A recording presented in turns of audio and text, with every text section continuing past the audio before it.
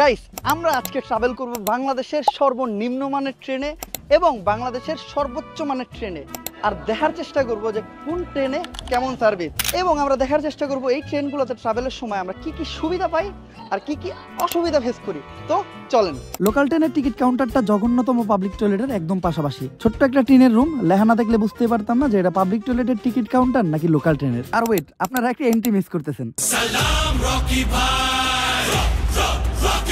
আর উনি যে public toilet use করে টাকা দিচ্ছে এটা তার প্রমাণ। অনেকে আবার বিশ্বাস করবো না, বাঙালি তো মানুষ ভালো না। বাই দ্য ওয়ে, আমাদের টিকিটের দাম পড়ছে মাত্র 20 টাকা, আর এই টিকিট দিয়ে আমরা যাবো হইলো কমলাপুর। আর যেহেতু লোকাল ট্রেন, সময় তো লাগবেই। এই কোচি আমিটা ট্রেনের জন্য অপেক্ষা করতে করতে বুইরা হয়ে গেলাম, কিন্তু পাশে ও এমন করে কে কোন ওরা দুইজন আমার ঘুরে নিয়ে গবেষণা করলো। ওরা হইলো এই জায়গার চাঁদাবাজ, তো আমার কাছে চাঁদা নিতেই ছিল। কিন্তু ওরা টের পায় জগতিক অবস্থা আমার খারাপ, যার ফলে ওরা আরো উল্টা 10 টাকা আমার চাঁদা দিয়া ওরা স্টেশন ত্যাগ করে। তারপরে চলে আসে আমাদের লোকাল ট্রেন। আর ট্রেন দেখে বোঝার উপায় ছিল না যে ট্রেনের ভিতর মানুষ চড়ছে নাকি মানুষের ভিতর ট্রেন।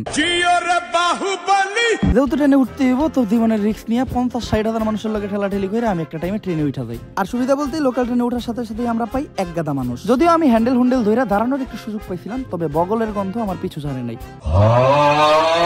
এত মানুষের মাঝেও বাহুবলীর মতো এন্ট্রি নিল আমাদের টিটি সাহেব, আর চেক করা শুরু করলো সবার টিকিট। এক সময় টিটি নিজেও চিন্তায় পড়ে গেল যে এটা কই আইলাম আমি। আর লোকাল ট্রেনে ফ্যান তো আছে, কিন্তু এটা ঘুরলে বাতাসের থেকে বেশি গরমই লাগে। আর এইটারে ফ্যান ছাড়া ন্যাংটা রাখছে কেডা? তো এই ফ্যানের উপর বিশ্বাস না কইরা মানুষ বাতাসের জন্য হাত মারতেছিল, সরি হাত পাখা মারতেছিল।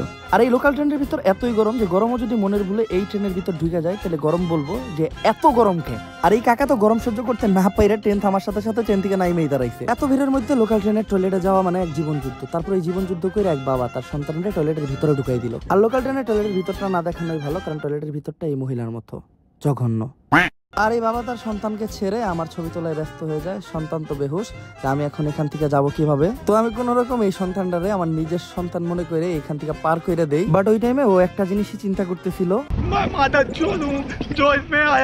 আমাদের ব্যাগ সহ মালপত্র রাখার জন্য ট্রেনে ছিল স্টিলের মাচাঙের ব্যবস্থা, তবে কার ব্যাগ কে কখন নিয়ে নাইমা যাইবো এইটার গ্যারান্টি দেওয়া সম্ভব না। এজন্য আমি রিস্ক না নিয়ে আমার ব্যাগ ঝুলাই দিছি ওর গলায়। আর পরিষ্কার পরিচ্ছন্নতার কথা বললে ময়লা ছাড়া এটার ভিতর আর কিছু পাওয়া সম্ভব না। আর সিটগুলা ছিল স্টিলের এবং বেশ ব্যারামদায়ক। আমি কিছুক্ষণ ট্রাভেল করার পর আমার পাছা অনুভব করতে পারছিলাম না, তবে আমি অসম্ভবকে সম্ভব করে লোকাল ট্রেনের সিটে বসার একটা সুযোগ পেয়েছিলাম। আমার সাথে বসেছিল এক চাচা, যিনি বেশ খুশি হবেনই না কেন, কারণ তার সাথে চাচিও ছিল। আর ট্রেনের স্পিড মোটামুটি থাকার পরেও ট্রেনটা এমন ভাবে দুলতাছিল, আমার মনে হইতেছিল যে আমি একটা রোলার কোস্টারে বসে আছি। ও আরেকটা জিনিস বলতে ভুলে গেছি, আপনি যদি লোকাল ট্রেনের জঘন্য টয়লেট ব্যবহার করতে না চান, তাহলে এই পদ্ধতিও ব্যবহার করতে পারেন। আর লোকাল ট্রেনের সব ধরনের মানুষ যাতায়াত করায় বিনোদনের ব্যবস্থা মোটামুটি ভালোই ছিল। তবে বেস্ট পার্ট হইলো লোকাল ট্রেনের দরজায় দাঁড়ায় ঝুলা যাওয়া। জিনিসটা অনেক রিস্কি হইলো, বেশ মজার আছে, কারণ এভাবে গেলে গরম থেকেও নিস্তার পাওয়া যায় আর বাইরের ভিউটাও উপভোগ করা যায়। তো লোকাল ট্রেনের যাত্রা তো শেষ করলাম, চলেন এখন ভিআইপি ট্রেন দিয়ে ট্রাভেল করা যাক।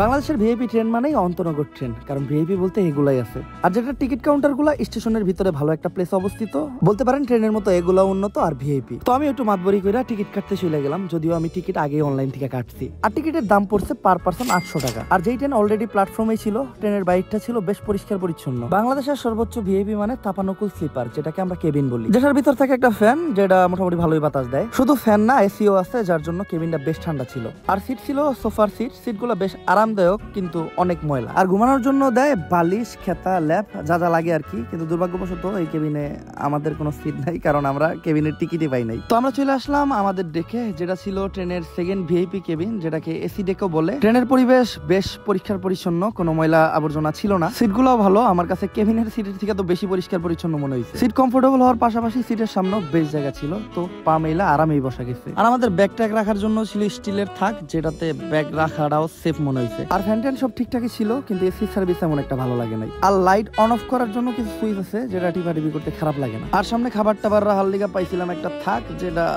খুলছি অনেক কষ্ট মষ্ট করে। আর মজার বিষয় হলো এই ট্রেনের জানলায় পর্দাও ছিল, যেটা লোকাল ট্রেনে থাকলে নাক মশার কাজে ব্যবহার হইতো। বেস্ট পার্ট হলো এই ট্রেনে একটা নামাজের জায়গাও ছিল এবং খুবই পরিষ্কার পরিচ্ছন্ন একটা উজুখানা, হাত মুখ ধোয়ার জন্য ছোট্ট একটা বেসিং, প্লাস 12,000 কোটি মানুষের হাতের স্পর্শ পাওয়া একটি সাবান। যদিও মুখ দেখার জন্য একটা আয়নাও দিছিল, কিন্তু এটাতে আমি ময়লা ছাড়ার কিছুই দেখতে পাইতেছিলাম না। আর এটাতে অবশ্য টয়লেটের সামনে একদম ফাঁকাই ছিল, টয়লেটে যাওয়াটা ছিল অনেক ইজি। বাট টয়লেটের ভিতরটা আগের মতোই। কার জানি এই পরিষ্কার পরিচ্ছন্ন ট্রেনটা দেখতে ভালো লাগতেছিল না, তাই একটা চিপসের প্যাকেট আর কিছু বাদামের ছোকলা ফেলে ট্রেনটা ময়লা করে দিল। কিন্তু কিছুক্ষণের ভিতরেই আমাদের এই ট্রেনটা পরিণত হইলো একটা লোকাল ট্রেনে। কেন এমনটা হইলো আমি বুঝতে পারলাম না। অবশ্যই এটা বাংলাদেশ, সেই জায়গায় যে কোনো সময় যে কোনো কিছু হইতে পারে। বাট একটা কথা তো বলতে হয়, এই ট্রেনের যাত্রাটা ছিল বেশ আরামদায়ক। সবাই খুব শান্তিতে ঘুমাইতেছিল, এটা দেখেও ভালো লাগতেছিল। স্পিড বেশি থাকা এই ট্রেনটা বেশ কাঁপাকাঁপি করতেছিল, বাট সিটটা কমফোর্টেবল প্লাস ঠান্ডা, যার জন্য আমার সাথে শিম্পাঞ্জিটাও ভালোই ঘুম দিছিল। সবশেষে একটা জিনিস বুঝতে পারলাম, দুই ধরনের ট্রেনে ট্রাভেল করা দুই ধরনের এক্সপিরিয়েন্সই সবার নেওয়া উচিত। আমি ট্রাই করছি, এবার আপনারাও ট্রাই করেন, বেশ মজা পাবেন। আল্লাহ হাফেজ।